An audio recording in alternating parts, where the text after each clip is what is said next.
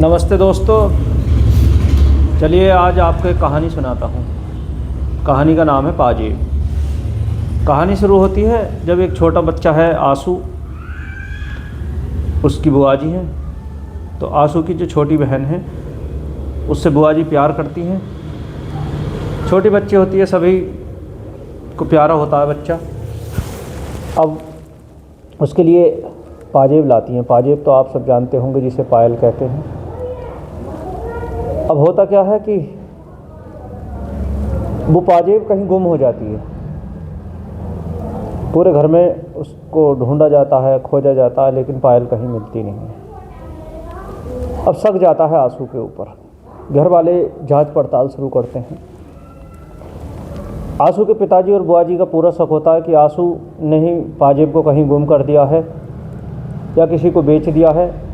आंसू के ऊपर दबाव बनाया जाता है, उसको डांट डपट कर भी पूछा जाता है, आंसू को बहला फुसला कर भी पूछा जाता है।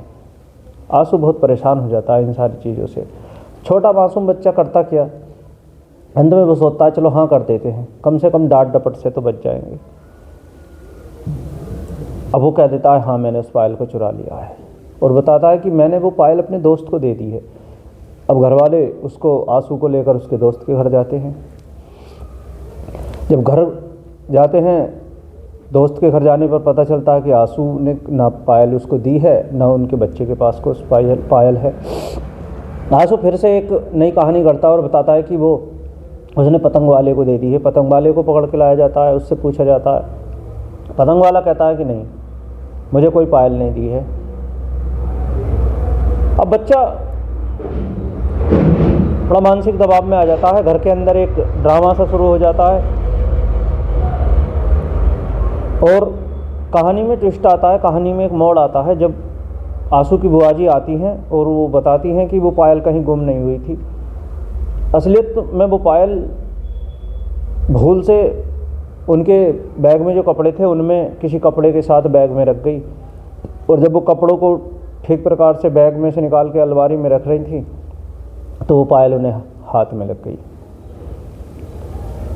अब वो बच्चा सबकी निगाहों में देखता है, आंखों में आंखें डाल के बिना कुछ बोले ही सवाल पूछता है कि आखिर मेरे ऊपर इतना शक कर रहे थे, मेरे मना करने पर भी आप मेरी बात नहीं मान रहे थे। तो कहानी का मोरल ये है कि हम सबके घर परिवार में कोई ना कोई स्थिति ऐसी आ जाती है जब कोई हमारे घर का सामान गुम हो जाता है या पैसे हम घर में रखते हैं तो थोड़ा हिसाब गड़बड़ हो जाता है। कई बार हम खुद खर्च कर देते हैं उन पैसों को और हमें याद नहीं आता है कि वो पैसे हमने कहाँ खर्च कर दिए, या कोई सामान होता है उसको हम रख के भूल जाते हैं और हम अपने छोटे बच्चों को डांटने डपटने लगते हैं। और जब हमें अपनी गलती का एहसास होता है तो बच्चे की जो आत्म भावना है वो बड़ी कुपित हो जाती है। बड़ा बच्चा दुखी हो जाता है और वो उस दुख वाली याद से बड़ा उभरने की कोशिश करता है, लेकिन कई बार परिस्थितियाँ ऐसी होती हैं वो उभर नहीं पाता है। तो आप सभी से निवेदन है, इस कहानी से थोड़ा आप सीखें, समझें, और यदि आपके परिवार में भी कभी कोई ऐसी स्थिति हो तो पहले संयम के साथ आप उस चीज़ को खोजें।